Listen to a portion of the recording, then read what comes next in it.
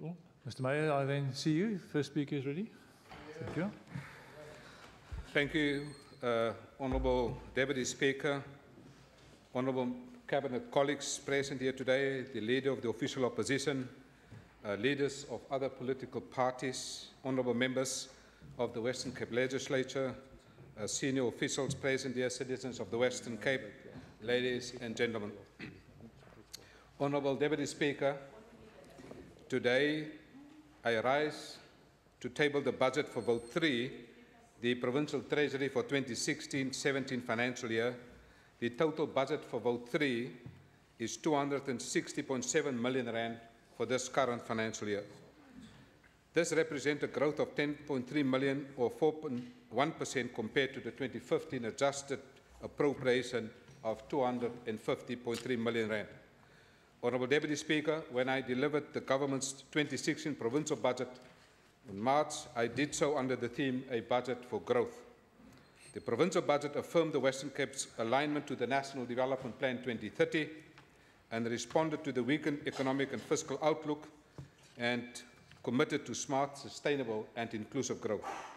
The 2016 provincial budget gave the effect to the budget policy principles of the Western Cape Government, which aims to support economic development and social progress and create public value for all while maintaining service delivery risks. Contributing to building a capable state and partnerships is one of the key priorities areas articulated by the National Development Plan. The Provincial Treasury's 2016-17 budget articulates the Department's contribution to building a capable state. Honourable Deputy Speaker, let me now turn to the planned policy initiatives for this year.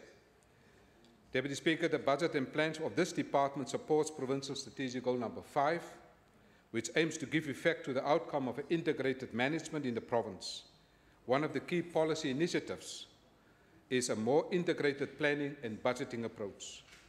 The objectives of the integrated development planning and budgeting approach are as follows: ensuring strategic policy alignment, a province-wide monitoring and evaluation, as well as an intergovernmental reporting system, ensuring integrated financial governance, planning and budgeting, facilitating integrated joint planning between provincial and municipal spheres of government, driving spatial governance, alignment and performance management. Also, Honourable Deputy Speaker, by facilitating partnerships and partnering for development.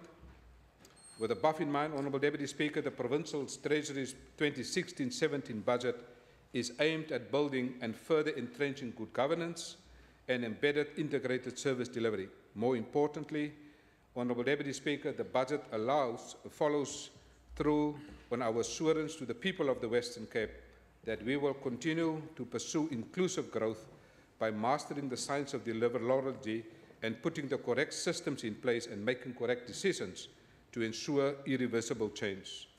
The aim is to strengthen coordination and alignment between processes and structures of government and other key role players while improving service delivery and creating maximum socio-economic impact and creating public value. Engagements and collaboration with provincial departments and municipalities will be further supported through structured engagements such as the IDP in Davos, the Joint Planning Initiative, the Municipal Governance Review and Outlook, as well as the local government medium-term expenditure work. Honourable Deputy Speaker, the Provincial Treasury also embraces its responsibility to improve allocative efficiency, ensure value for money, and maintain fiscal sustainability.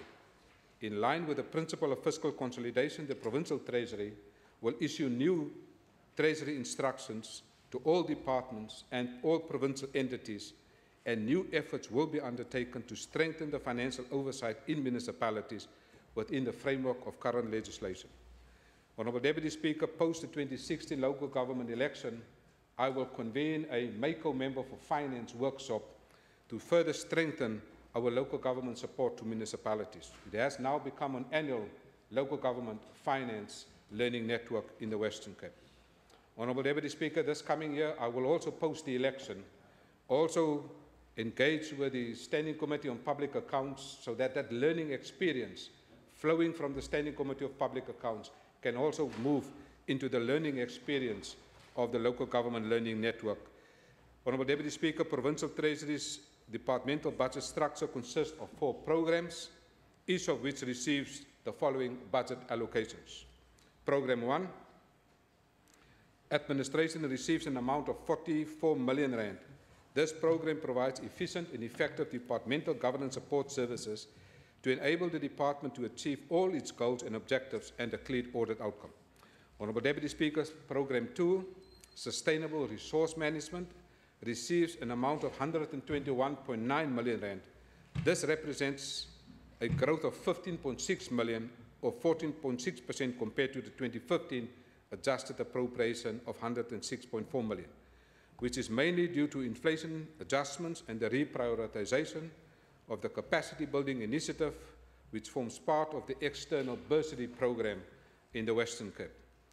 Honourable Deputy Speaker, the program will continue to provide effective, efficient and sustainable management of both provincial and municipal fiscal resources to enable sustainable service delivery and create public value through the annual tabling of the provincial budget, the assistance to municipalities in preparation municipal budgets through the annual municipal budget assessments, and through the monitoring and quarterly reporting on the budget implementation. Honourable Deputy Speaker, Program 3, Asset Management, receives an amount of 57.9 million. This program will focus on providing guidance and increased involvement over supply chain management in both provincial and municipal sphere. Furthermore, the rollout of maintenance of financial systems as well as the cleanup and updating of data in the current systems is being done in preparation for the migration to the financial management information systems. Honourable Deputy Speaker, let me now turn to Program 4, Financial Governance. This program will receive an amount of 36.7 million rand. The program uses its different fora to build capacity on financial skills within departments and local governments. In conclusion, Speaker, the continued fiscal constraints faced by the government and the Provincial Treasury calls for focus and appropriate management from all managers and officials within the Provincial Treasury. There is no doubt in my mind, Honourable Deputy Speaker, that the Provincial Treasury will continue to play an effective role in ensuring that a credible medium-term fiscal framework supported by vigorous socio-economic analysis resulting in budgets which promote shared growth and development.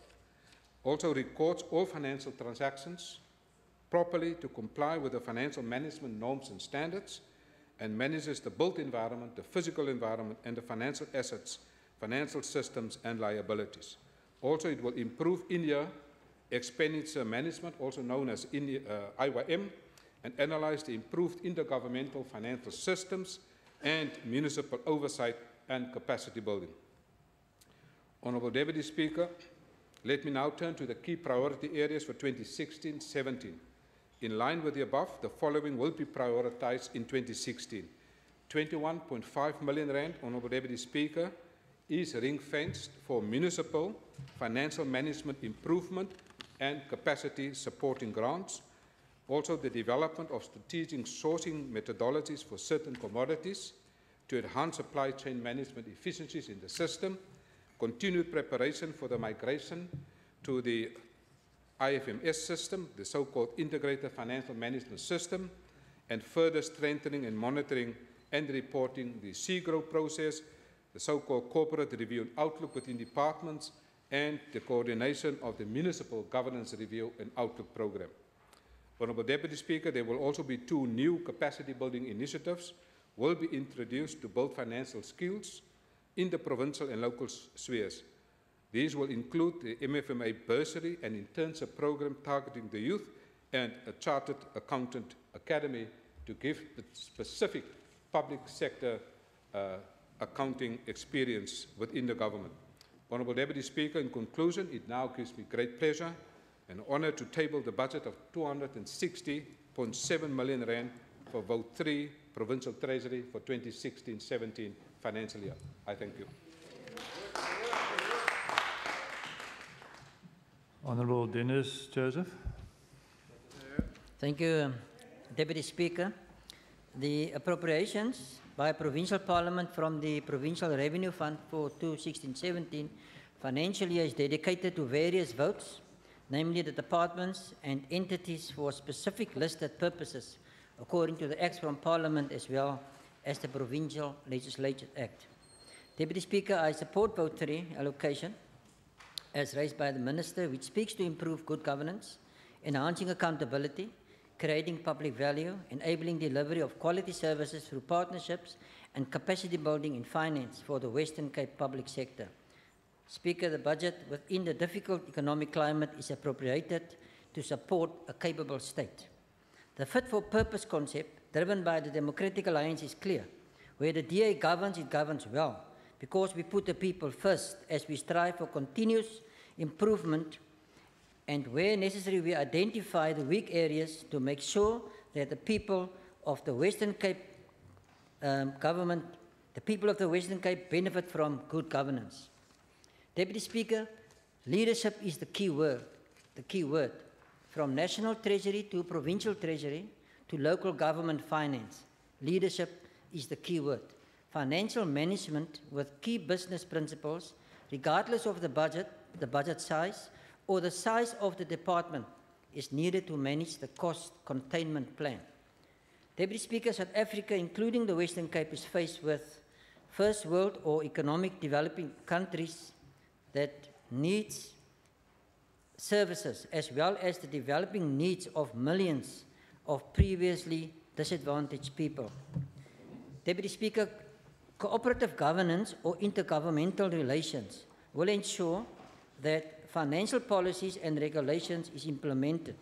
The cooperation between the Standing Committee on Finance, particular local government, as well as the Office of the AG, is very important, which will contribute to effective and efficient management of a good governance model.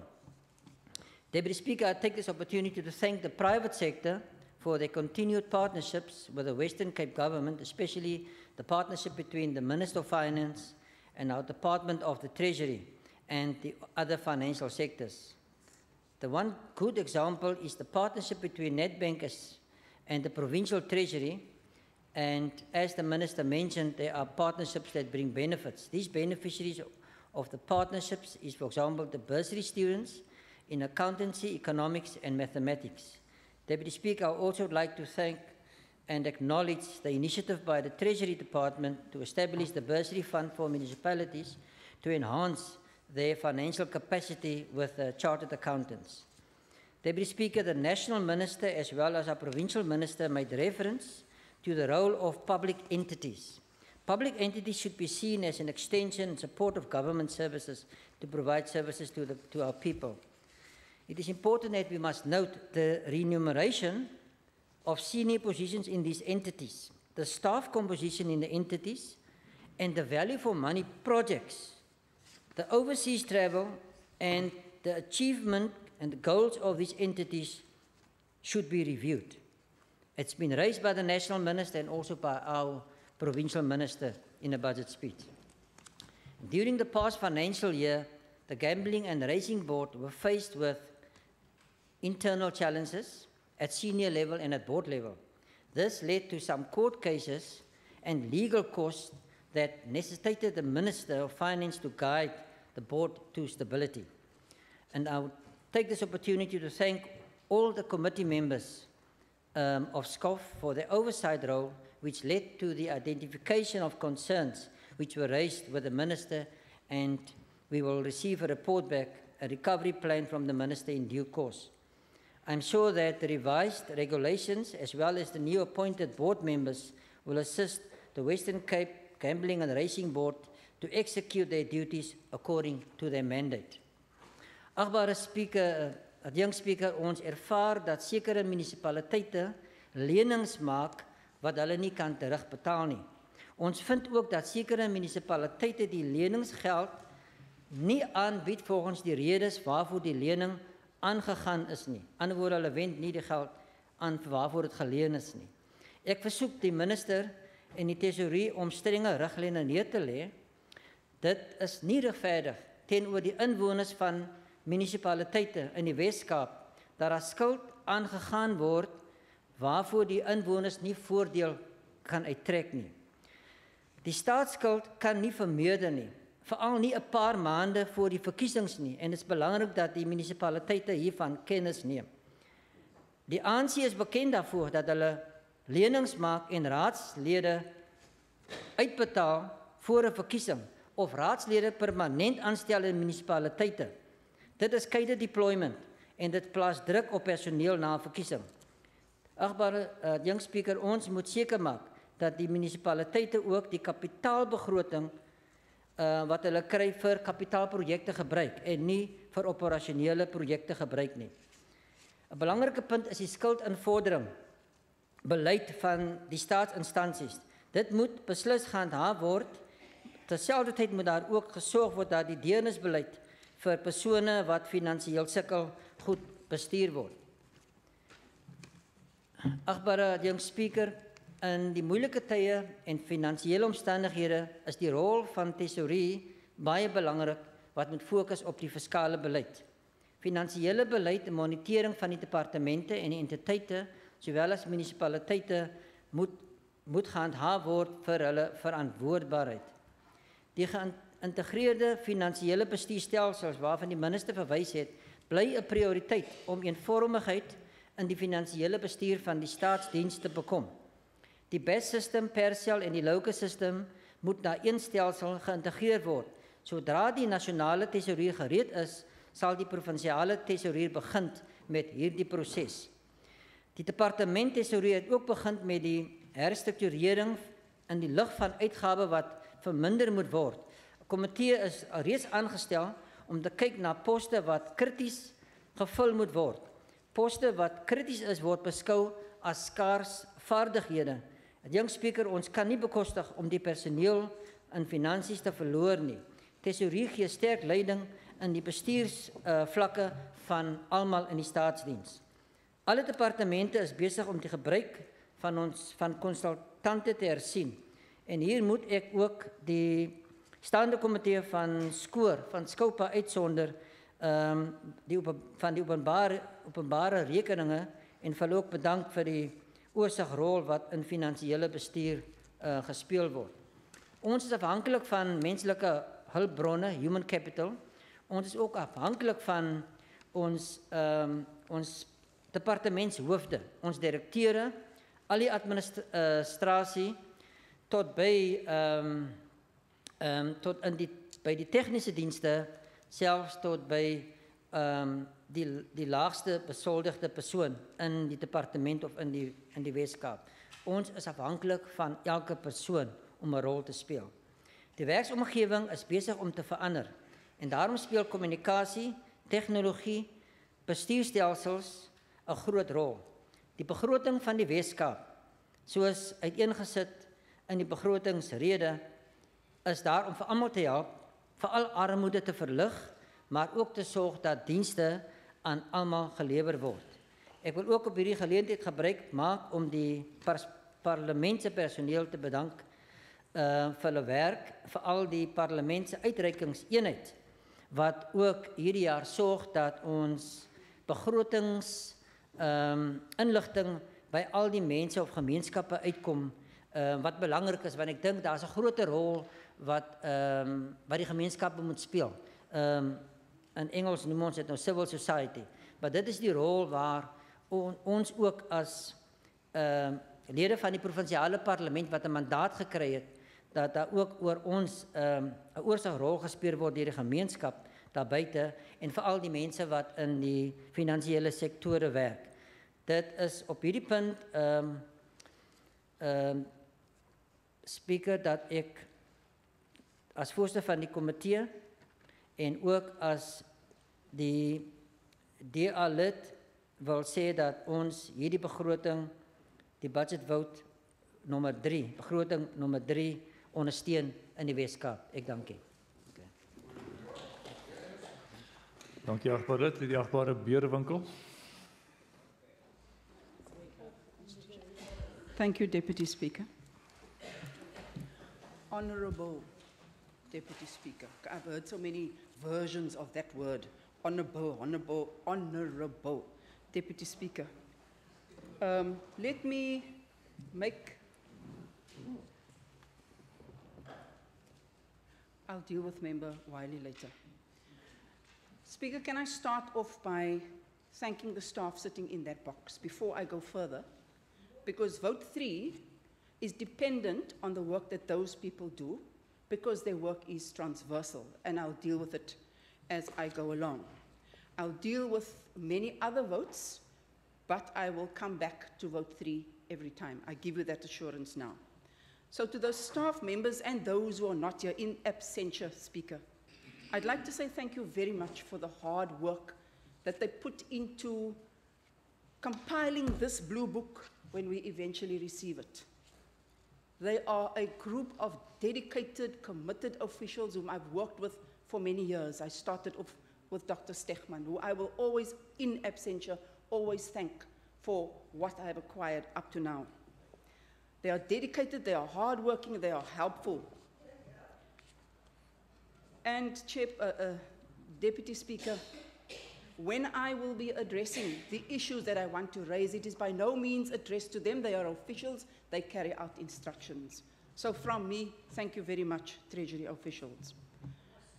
The role of government anyway, because of their transversality, is to serve the people of this province, and it is their duty to see to it that that is done. And Speaker, I'm going to put, for a while, I'm going to put my speech down, and I'm going to refer to the reality of what is in vote 3. Part of the work that they need to do is to enhance budget management responsiveness, strengthening public financial management, improve business information data, facilitate infrastructure expenditure, strengthen supply chain management,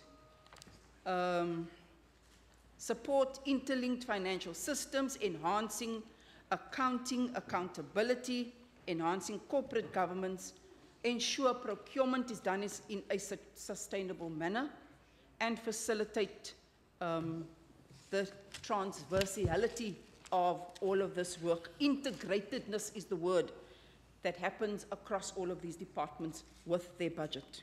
I will not repeat the numbers, you have heard them from the MEC. But Speaker, the worrying part about vote 3 is that it is not a service delivery department, it services internally.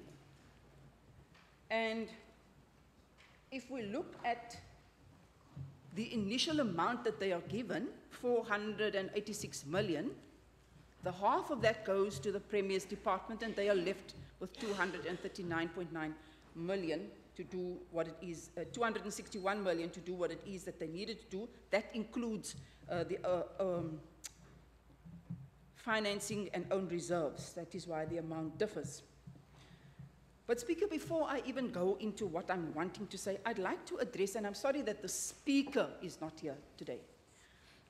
You were in the chair anyway regarding this issue that I want to raise. I'm actually very glad that the Speaker lost her cool the other day in the debate in vote 2. I'm happy that that happened, because then, Deputy Speaker, when she sits in that chair, she will understand the frustration that we have when we sit here and why we react in the way that we do, sometimes because of what we get from that side of the House. And I also think that she unfairly reacted to and accusing Honourable Ace of treating her like a little child. Deputy Speaker, I'm Can glad I just that say, Honourable Jurvinkel, I allowed you to say that, but in terms of the rules, the Speaker or anybody who is dependent on the House for election cannot be criticised from the floor. So just keep it in mind, but I'll allow you to continue. With respect, Deputy Speaker, I am not criticising the Speaker as No, such. I understand. I'm just addressing the issue of her reaction Yes, to that. I understand totally. That's why I allowed you. Okay. Thank you, Deputy Speaker. Speaker, I want to emphasize the fact that the provocation that comes from the other side of the floor is many times the reason why we react the way that we do. We cannot just sit here like puppets and be expected not to say a word, not to interject, not to shout sometimes because of what we heard. You see, Speaker, unlike the rest of the House on that side, the backbenchers of the DA, we know that we are in the opposition here. And as such, It is our duty to hold this executive to account, as you've heard my previous colleagues say. We are not praise singers. We are not here to sing all the glory, give them the glory and ask them sweetheart questions so that they can get up here and grandstand. We are here to play an oversight role. We all sit in oversight committees, Deputy Speaker, but the strangest thing is that most times the DA members don't play that role.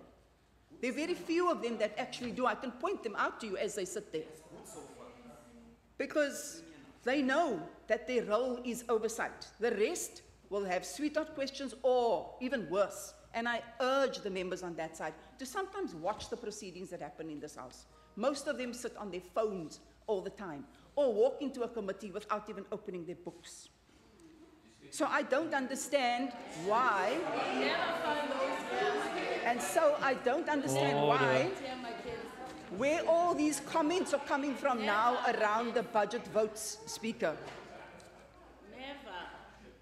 Speaker, and just to pick up again about a political, last week we were told it's political votes, so you can veer off a bit, but when you veer off completely, as Member Christians did when he was speaking and calling members hypocrites, I think Member Christians can understand what it means to be a hypocrite completely.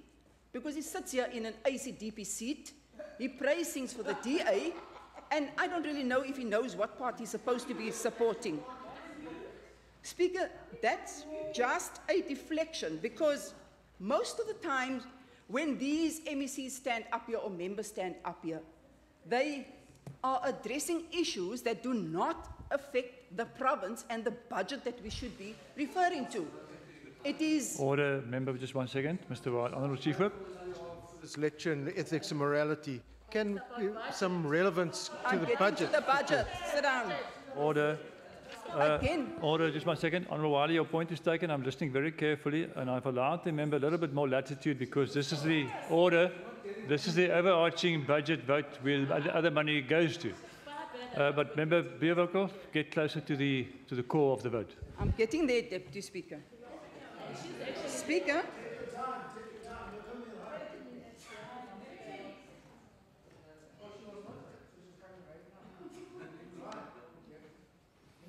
Most of the time, the deflections that come out here when we are supposed to be addressing a specific vote with a specific purpose, we have a specific topic of discussion for debate, which we sometimes don't understand why we have it because it's never addressed. In vote 2, Speaker, there's a 39 million that's allocated to direct charges as that vote in Treasury, by Treasury, because that's for the legislature salaries. That means it's the salaries of all of us sitting here. So, vote 3 for Member Wiley's attention, I'm getting there. Vote 3, Treasury allocates these amounts to the different votes. So, that was allocated to vote 2 as well. I'm getting there, Member Wiley. Please speak in your own vote. This is my vote. I'll address it.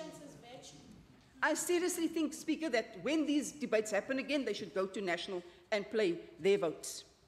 I'm really sorry that the Speaker in vote 2 cannot do what she needs to do, and that is to do public participation, because we serve the community of this Western Cape via public participation. Her vote was cut by 10% for public participation via Treasury, the MEC, and the rest of the cabinet here. Did not pay attention to the need of the Speaker and what she needs. It was transferred somewhere else. Hence, the Speaker can never do what she's supposed to do. Speaker, I hope that when this MEC for Finance goes to national again and sits at Minmec, he will inform Minister Gordhan, who is now suddenly his good friend, how disrespectful they are when they are in this House, towards national, towards the ministers, towards the allocation and the way national behaves itself in their allocation of what they do. Because you cannot praising when you're up there and then accept the money when you get it here, given to Treasury, Provincial Treasury, to distribute across the different votes, and then criticize those very people at national that have given it to you. That's not right. They must stop playing games with the poor and tell the truth. Speaker, Order. this song of taxpayers' money, we'll put music to it one of the days. We'll put music to it because as we sit here, all of us pay tax for the 100th time. We all pay tax. It's also our money. So, I did not even mention anything about national government's money. I'm saying the song of taxpayers' money, we will put music to, because we've heard it ad nauseum. I'm going to speak to specific votes now, Speaker, and then bring it back to Treasury, because at Cabinet, these votes are allocated their specific amounts. You have vote 2, Speaker, which is allocated in the book 169 million, but in actual fact, it's only 130 million. Why? Because that 39 million I spoke about earlier is for the salaries of these people. We need to earn that salary, Speaker. Every month, directly, it gets paid into our accounts. We cannot sit here and praising when we should be in an oversight role. We have to earn our money. We have to earn our money. I earn mine. Thank you, Comrade Mackenzie. I earn mine. I do my work, and you know that. You know that. Thank you. Thank you. You know that. He's a sellout. Sellout. Speaker, I want to go to vote 4. Order. I want to go to vote 4. Community safety, Speaker. Community safety has 4 programs. In total, 292. Remember, this is the total of the 51 billion that was given to Treasury to distribute. Given to vote 4. Then you look at vote 4 and you ask, now, how was this money distributed? Remembering that we are in austerity measures. We are busy with austerity measures. So we cannot be distributing and transferring money to different votes in the same way that we did it before. Because needs are the same, in fact, they're greater, but the money is less. So, vote 3 is about Treasury distributing the different funds. Wait. No, go away. Order, Minister. Treasury's budget. Order. Treasury's budget. Can I just say, I'm listening. I took the point that Minister Gazella made across the floor, and I'm listening very carefully. The honourable member is busy with a very indirect way of getting to different votes, which is fair, but she must relate it to the order. Speaker, they are wasting She my must time. relate it to the original vote, which is vote. Honourable, Cham, I'm talking. Order. I'm not allowing you to speak while the chair is speaking. Honourable Bierwinkel, I'm allowing you to continue, but please, the centre of your debate must be on vote 3 and the reasons for then shifting the money. That's important. That's acceptable, but not a detailed discussion of the votes where the money lands. That's what I'm saying. Please continue. Speaker, I don't know whether I should ask whether I should address you, but I did say right at the outset I would come back to Treasury because this is about the full amount given to Treasury and its distribution, which is part of Treasury's role, Deputy Speaker, to monitor how these different departments spend. Yes, you may continue. If your members allow you may continue. No. There's some speakers sitting here in the benches. I will control them from the chair, and you are allowed to continue. Thank you, Speaker. You see, Speaker, this is the reason why I did not read from a speech originally. I took the information from vote 3 in the book. What are they responsible for? I read that so that when I do this, you can understand why I did this first. It is about their responsibility to the other votes as well. They are not used to that style. No, they don't. So bear with them. They are not used to that. It's a first. Social development, Speaker. Yeah, MEC Fritz just got up a few minutes ago. My member raised important issues that are not being addressed. Social development is about serving the poor people of this province. What was the increase given to them? 7%. Where was it mostly spent?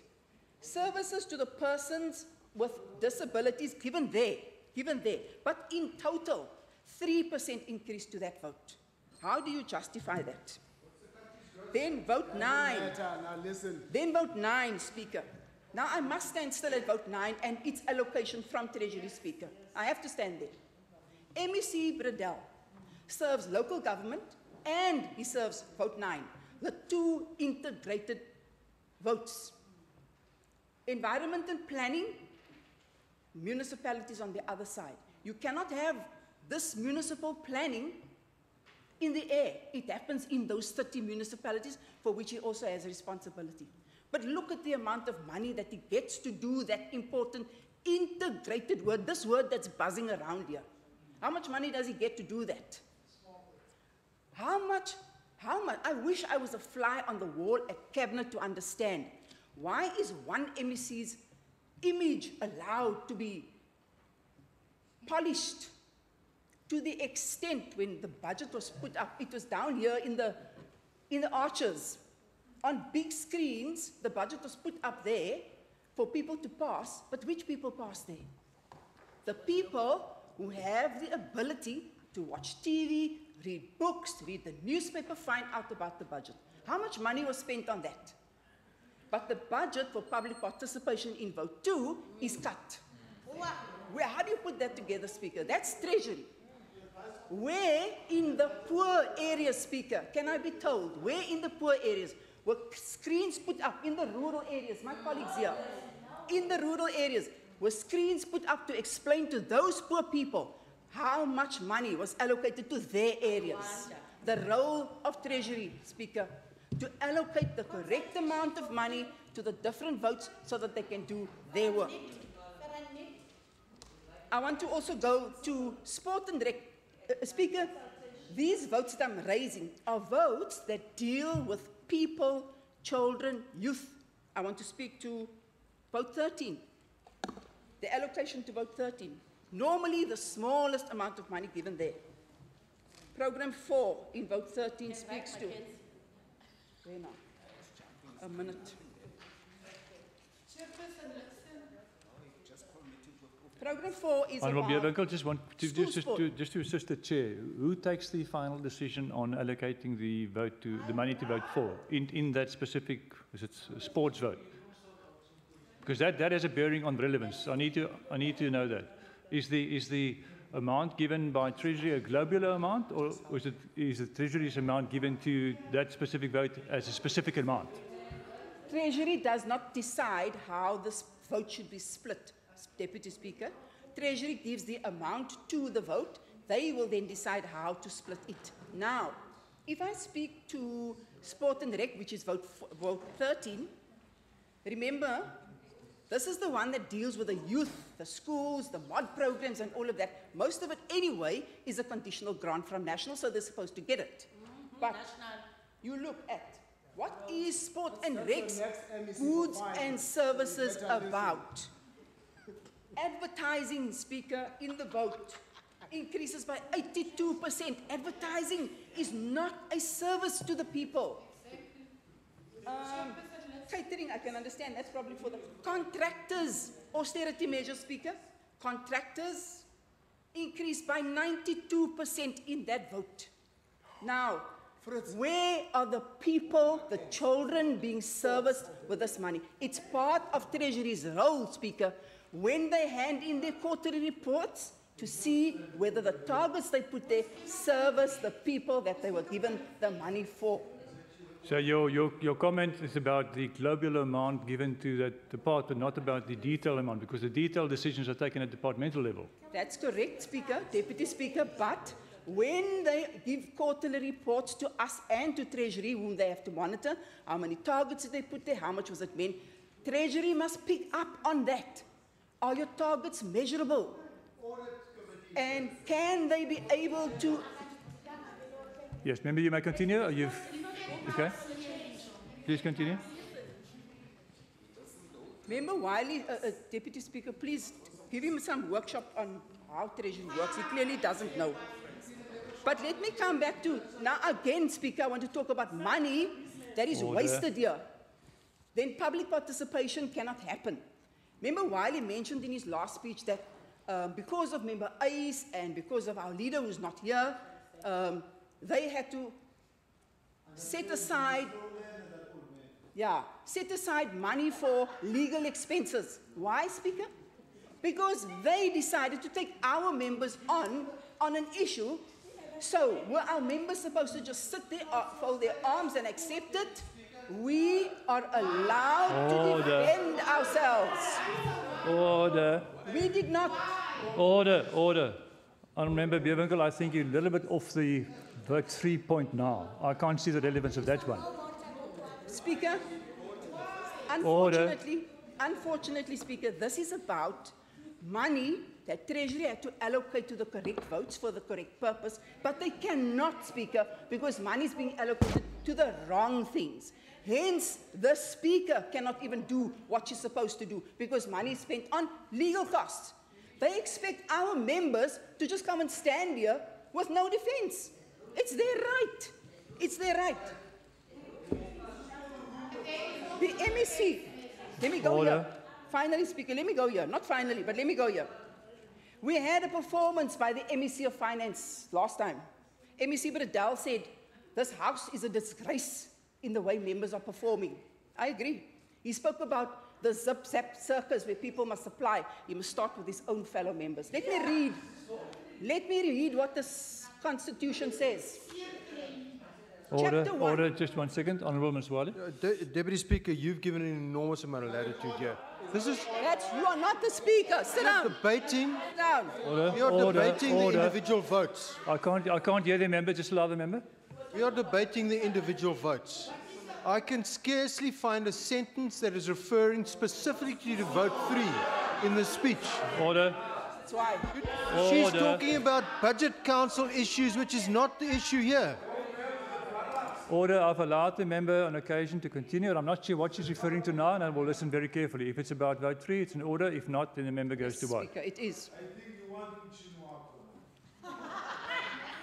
Please continue, member. Your time is almost done. I'm referring to this, Speaker, because this is in the MEC of Finance's speech. It was also in his comments that he kept on making. He said that this is, the Western Cape is a capable state. The Western Cape is a capable state. Let me read you what the Constitution says. That's just a song. And I kept reminding them, this is not a state. Number 1, Chapter 1 says, the Republic of South Africa, and it refers to the Republic of South Africa.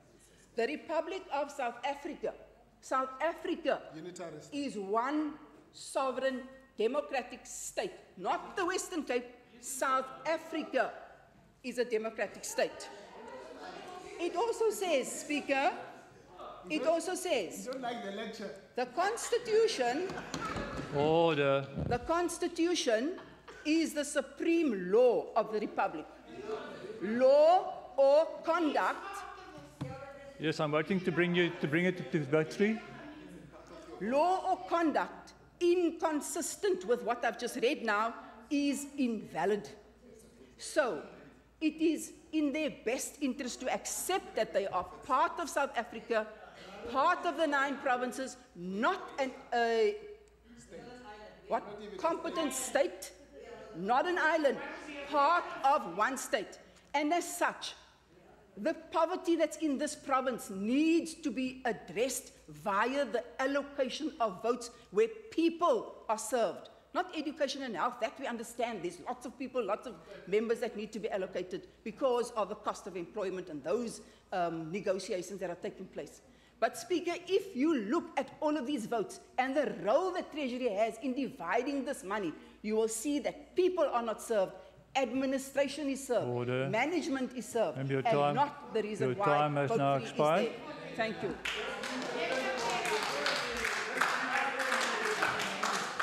Order. The Honourable. Order. The Honourable Christians. Order. Come to order first, please. Deputy Speaker, the ICDP support vote 3, Provincial Treasury. I'm definitely not going to respond to that long, irrelevant and boring speech. Definitely not.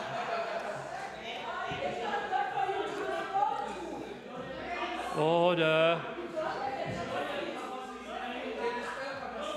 Order. Please come to order. Deputy Speaker, I want to congratulate the Minister and the officials for excellent leadership. Because, Speaker, when we sit here, we sit with our jaws hanging open, listening to those officials, listening of how competent they are. It's a unique skill that they have. And I cannot understand that in the one sentence, Honourable Bierwinkel is praising them, and then the work they do, she runs down. I cannot. She did exactly the same last year. Exactly the same. Exactly the same last year. Because you see, Speaker, when we talk about building good governance, financial oversight and structured engagements, so when you do that, the consequence is that you have good running departments. That is the consequence is that you have good service delivery targets that you can meet. So she cannot even get the correlation between good service delivery and the role of Provincial Treasury. So Speaker, I thought after being a member so long, she will inform me. But I think she misled the entire House when it came to her speech. It was not relevant. But Speaker, let me say the following. I want to know from... Just 1 second, Honourable Chacha. Deputy Speaker, the member is not speaking on the budget, on the vote. Honourable Chacha, you're taking a big chance. He's referring to your previous speaker which spoke, so the member may continue. Please continue. Deputy Speaker, what I just want to know from the Minister is that I read in the article the other day that National Treasury is sending back municipalities' budgets because they are not budgeting for services and they cannot make their budget at the end of the year. So municipalities has now said that municipalities is playing political games because they want the votes and now they're under budgeting. So if the Minister can say in the Western Cape, if there's any, and are they assisting those municipalities to have correct budgets? Order, member, your time unfortunately has expired. I see. Order. Order, please come. Order. Please come to order before I see Minister Meyer to respond. Minister Meyer.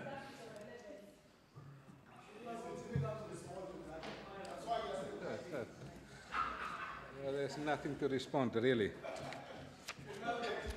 Honourable Deputy Speaker, I'll make it short because the substance was short.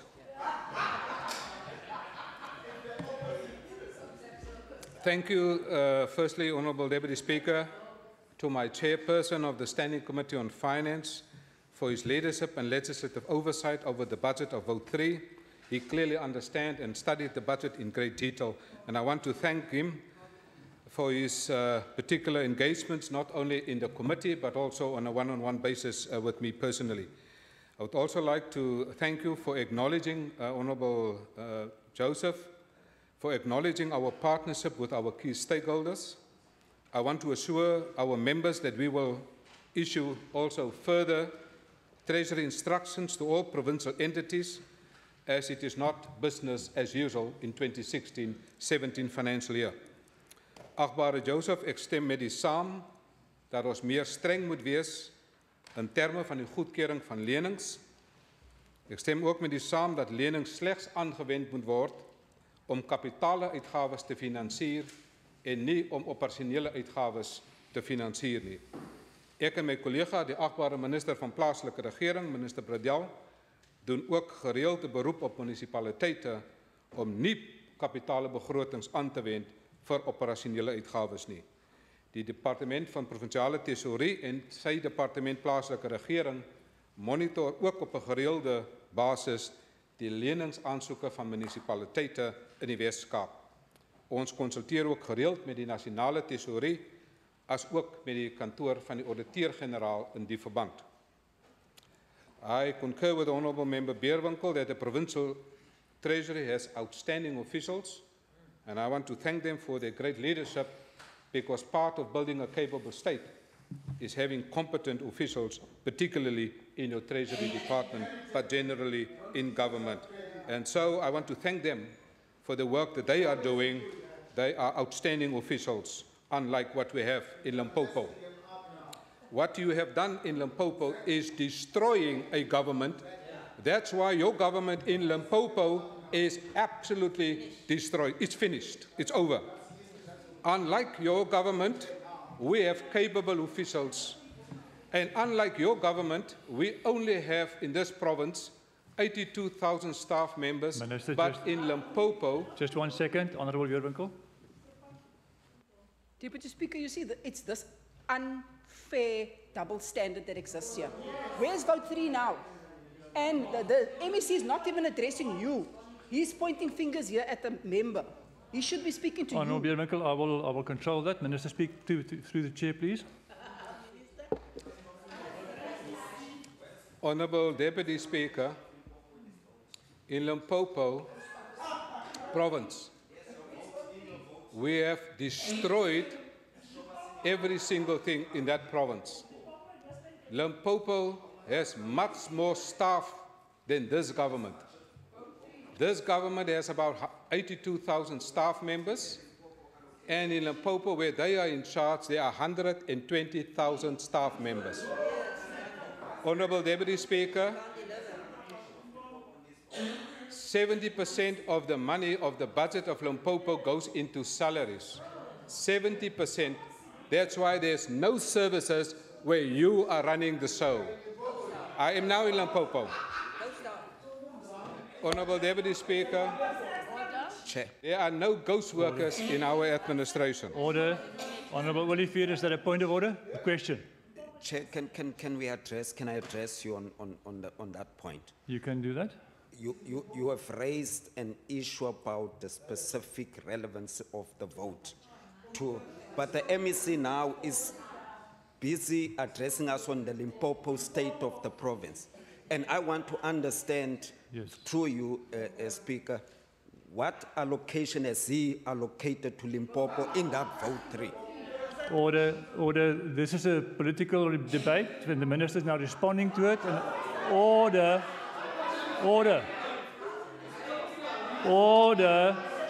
And I expect the minister to get closer to home in his next comments.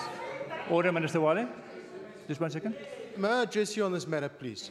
The Honourable Member Beerwinkel gave us a lecture on that we are part of the sovereignty of South Africa. And the Minister is addressing the sovereignty of South Africa and its component parts. Following no example. Yes, Mr. Wale, I hear that, but it doesn't change the topic of the debate. The topic of the debate is vote 3. Okay, Honourable Minister, Deputy please Speaker, get closer. I will return now from Limpopo to the Western Cape, but there are a lot of potholes, so it will take slower to come to the Western Cape because of all the potholes in their province. So I take long to come here. If they build the roads better, it will be easier, quicker in the Western Cape. But Honourable Deputy Speaker, I think at the heart of this debate is the source of government revenue. When the National Minister tabled his budget in the National Parliament, he indicated that the revenue of the national government for this current financial year, in terms of tax collection, is 1.1 trillion rand, corporate tax and personal income tax mainly. He also indicated that the total government expenditure for this current financial year in South Africa is 1.4 trillion rand. That leaves us with a 300 billion rand shortfall that we need to approach both the national and international capital markets to make up that shortfall. So, Honourable Deputy Speaker, fundamentally to public finance is the issue of the political economy and decisions that you take in relations to whether you're going to raise taxes or not. But the Premier is absolutely correct, because there is something in the political landscape of public finance called the national and provincial equitable share. The key word there is equitable. And so she is absolutely right to say the national government does not do us a favour because there's a formula that is prescribed on the basis of what is equitable. So this notion or the assumption, thank you, Honourable Minister, my English is not that good. That assumption that we are getting money from national government is a myth, because the National Minister has addressed it in his budget speech on the 24th of February in the National Parliament. So I think we can leave this story of the money and National giving us a favour. National is not doing anybody a favour. It is a correct allocation of money based on an equitable formula. But Honourable Deputy Speaker, I am constitutionally bound. There's a lawyer. Honourable Deputy Speaker, I find it very hard to respond to the Honourable Bierwinkel because she did not address vote 3. The member was all over the show, piggyback on all the different votes. I don't know why she did that, because this is the wrong debate. And also, Honourable Deputy Speaker, that's a matter for the Budget Committee. In a democracy, Honourable Deputy Speaker, you won an election, and then based on that election, you receive a mandate. Based on that mandate, you table a budget to allocate resources to your priorities. It is therefore the responsibility of this side of the House to decide where the budget will be allocated. And so we allocate the resources based on the electoral mandate that we have received in 2014. Honourable Deputy Speaker, I'm glad Honourable Member, the Chief Whip of that side of the House is here, because he knows that a regional government or a provincial government is a sub-national government. What is so difficult in understanding that a regional government or a provincial government is regarded internationally as a sub-national government all over the world? It does not mean, and well, the basics of principles of public administration, Honourable Deputy Speaker, is clearly not understood in this House. No, that side of the House. Gauteng is a sub-national government. Your Limpopo is a sub-national government. What is so difficult in this simple understanding? So let me... Order. I don't understand what your understanding is. Honourable members, I think let me rather conclude to thank also the Honourable Member Christians.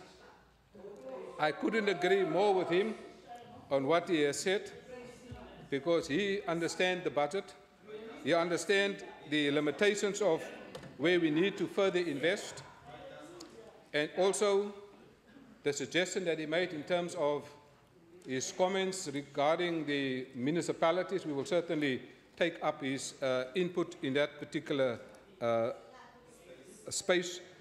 But I also want to thank the head official of the Provincial Treasury and all the staff members that work particularly hard in the Budget Office.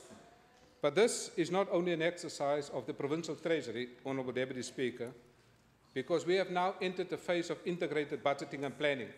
This is not only the work of Provincial Treasury, it's now also the work of the Department of Environmental Affairs, it's the work of the Department of the Premier, it's the work of the Delivery Unit, it's also the Department of Local Government, because they are jointly now responsible for the way the budget is allocated in this Western Cape government. Honourable Deputy Speaker, then lastly, I would like to thank in the gallery our friends from Germany, our friends from the Netherlands, and the friends from Great Britain.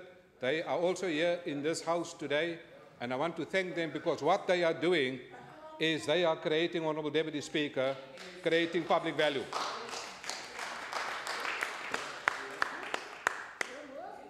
I want to thank them, Honourable Deputy Speaker, because they are